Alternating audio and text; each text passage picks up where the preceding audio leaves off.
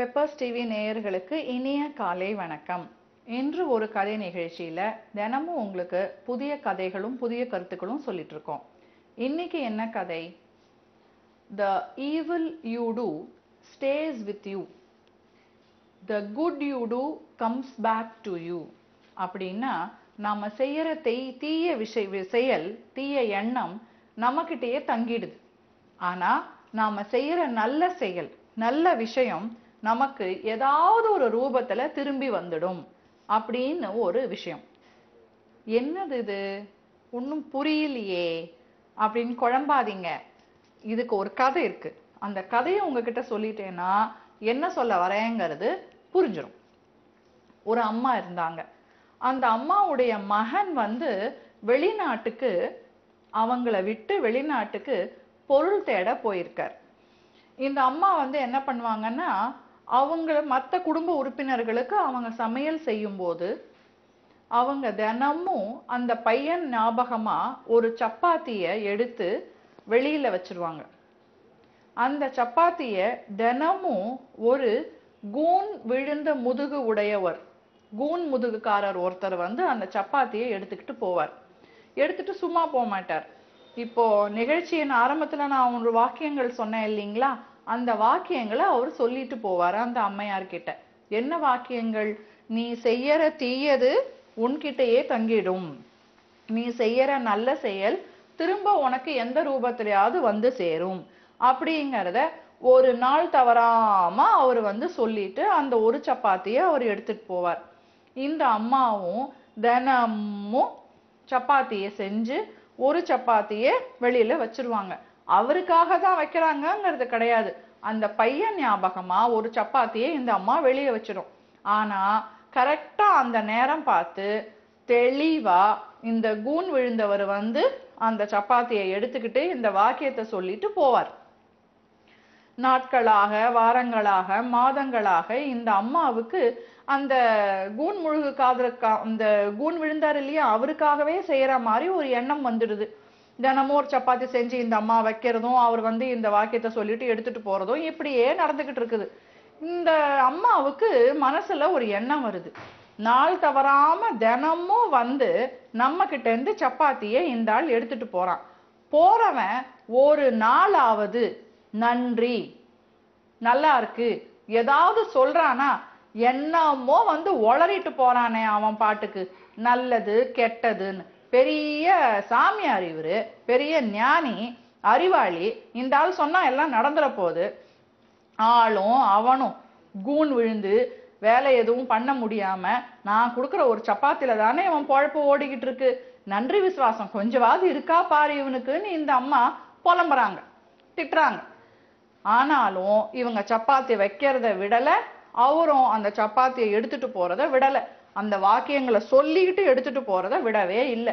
இந்த அம்மாவுக்கு அவர் ஏதாவது சொல்லுவாருன்னு எதிர்பார்க்கிறாங்கல்ல, அந்த எதிர்பார்ப்பு என்ன ஆகுது? ஏமாற்றமாயி, ஏமாற்றம் ஒரு பெரிய விரக்தியை உண்டு பண்ணி ஒரு வெறுப்பே வந்துடுது. இவன் மூஞ்சும் இவன் கெட்ட கேட்டுக்கு, சே ஒரு நாளைக்கு இல்ல ஒரு நாள் இவனுக்கு நான் வச்சிருக்கேன்ப்பா அப்படின்னு மனசுக்குள்ளேயே கருவி கருவி கருவி காரணமே இல்லாம அந்த ஆள் மேல இவங்களுக்கு ஒரு வெறுப்பு வருது, ஒரு கோபம் வருது.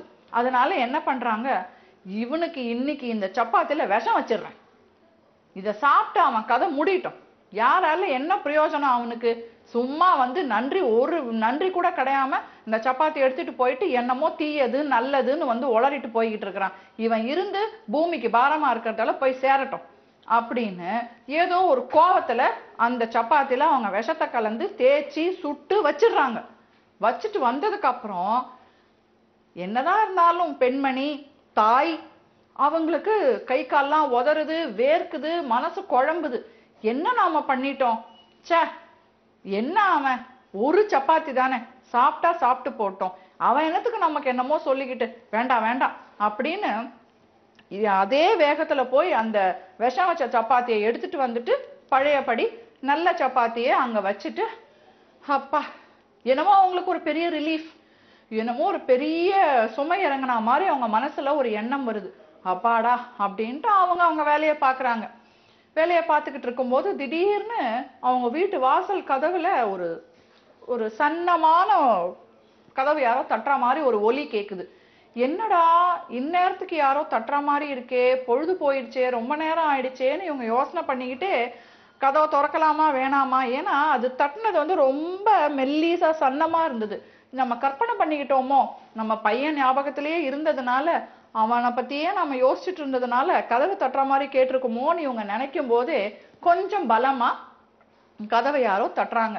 யாரா இருக்கும்னு இவங்க யோசிச்சுட்டே போய் கதவை திறக்கும் போது பார்த்தா அவங்க பையன் தான் அங்க நிக்கிறான். எப்படி நிக்கிறான்னு நினைக்கிறீங்க? சட்டையெல்லாம் கிழிஞ்சு, தாடி, தலை பரட்டையோட, ரொம்ப நாள் பசியோட கிடந்த கண்ணெல்லாம் உள்ள போய் அப்படியே ரொம்ப மோசமான ஒரு நிலைமையில அந்த பையன் அங்க இருக்கிறான். இவங்களுக்கு வந்து ஒன்னும் புரியல. ஐயோ என்னப்பா தம்பி, என்னது இது, இப்படி வந்து நிக்கிறியே, வா வா வா உள்ளவா உள்ளவா, என்ன ஆச்சுப்பா? ஒன்னும் இல்லம்மா, நான் போன இடத்துல நல்லாதான் வியாபாரம் பண்ணேன், நிறைய பொருள் சேர்த்தேன். நான் அந்த பொருளோட உன்னை வீட்டுல வந்து பார்க்கணும்னு நினைக்கும் போது வர வழியில திருடர்கள் வந்து என்ன குத்துயிரும் குலையுருமா அடிச்சு துவைச்சு போட்டுட்டு என் கூட வந்தவங்களை எல்லாம் கொன்னுட்டு அந்த பணத்தை எல்லாம் எடுத்துட்டு போயிட்டாங்க. நானும் செத்து போயிட்டேன்னு நினைச்சுக்கிட்டு, மயக்கமா இருந்த என்ன செத்து போயிட்டேன்னு நினைச்சிட்டு போயிட்டாங்கம்மா. கண் விழிச்சு பார்த்து ரொம்ப கஷ்டப்பட்டு நான் வந்து இங்க வந்தேன். ஆனா நம்ம வீட்டுக்கும் நம்ம தெரு முனைக்கும் வரத்துக்குள்ள எனக்கு சக்தி எல்லாம் போய் நம்ம தெரு முனையில நான் விழுந்துட்டேன். அப்போ எங்க இருந்தோ ஒரு ஆள் வந்தான், வந்து என் வாயில எதையோ ஊட்டி தண்ணி கொடுத்தான். என்னடான்னு பார்த்தா அது ஒரு சப்பாத்தி. அந்த சப்பாத்திய மென்னு முழுங்கி அவன் கொடுத்த தண்ணிய குடிச்சு அந்த தெம்புல தாமா நான் வீட்டு வாசல் வரைக்கும் வந்தேன். சப்பாத்தியா? உனக்கு ஊட்டினாங்களா? யார் அது? அந்த ஆளை நீ நல்லா பாத்தியா? பசி மயக்கத்துல எனக்கு எதுவுமே தெரியலம்மா, ஆனா அவருடைய முதுகு கொஞ்சம் வளைஞ்ச மாதிரி இருந்த மாதிரி எனக்கு ஞாபகம் அப்படின்னு அந்த பையன் சொல்றான்.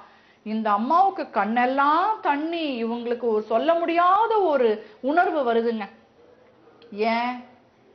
ஏன்னா அன்னைக்குதான் அவங்க அந்த கூணனை ஒழிச்சே ஆகணும்னு அந்த சப்பாத்தில விஷம் வைக்கணும்னு நினைச்சாங்க.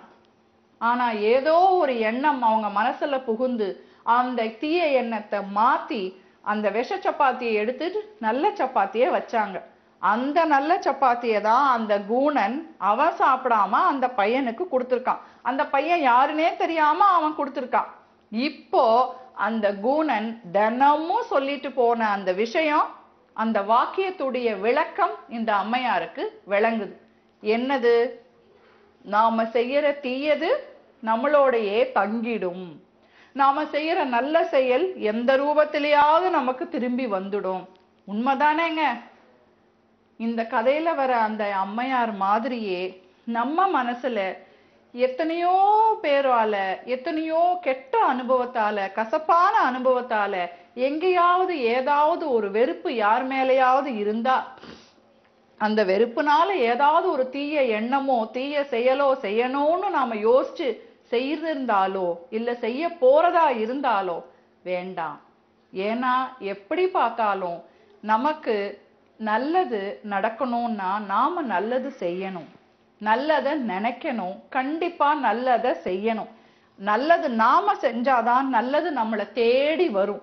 இல்ல இன்னைக்கு நாம ஒருத்தங்களுக்கு செஞ்ச தீயது நாளைக்கு நமக்கு பின்னாடி வந்துகிட்டே இருக்கும், அதை விட மோசமாவும் வரலாம். அப்புறம் கஷ்டப்படுற காலத்துல நான் யாருக்கு என்ன பாவம் பண்ணேன், என்ன கொடுமை பண்ணேன்னு அரற்றி பிரயோஜனமே இல்லைங்க. மனுஷனா பிறந்தவங்க நல்லதை யோசிங்க, நல்லதை செய்யுங்க, நல்லதை மட்டுமே எண்ணுங்க. இன்னைக்கு இந்த கருத்தோட உங்களை சந்திச்சிருக்கேங்க. நாளைக்கு வேறு ஒரு புதிய கதையோடையும் கருத்தோடையும் சந்திக்கிறேன். நன்றி, வணக்கம்.